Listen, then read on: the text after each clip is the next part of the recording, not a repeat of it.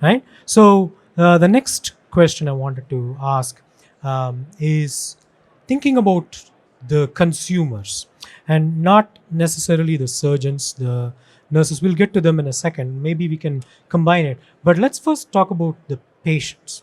What do you see in terms of patient response, their perception, how they how they see AI and AI's influence in their healthcare decisions and so on? Maybe you can speak to some of that. Yeah, I think, and for healthcare professionals and patients, I think it's similar. They care about the overall service and experience and the result, right? And the fact that AI is involved is they don't really care, right? As long as it's a good result, it's a good experience. AI might enable the healthcare professional to spend more time with the patient, which definitely does improve the experience. But for example, if we're talking about consumer health, one of the things I've personally done is the microbiome testing. Happen to use a company called Day2.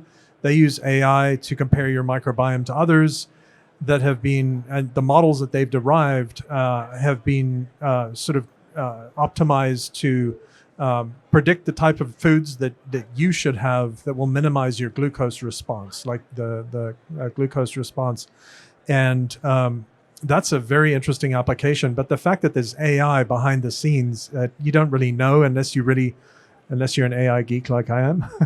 But it's really the experience. AI is very task oriented, right? That was a really good point Bimba made, that it's the repetitive stuff, it's the pattern matching, and that kind of automation can really help healthcare professionals get their hands around this tsunami of data that's coming in from all these different medical devices. And oftentimes we're thinking about AI just on one data stream from one type of medical device. I think the real power of AI comes in when you're getting data from lots of different types of devices, right? You're not only looking at one type of data. The type of inference could be much richer when you've got lots of different data feeds.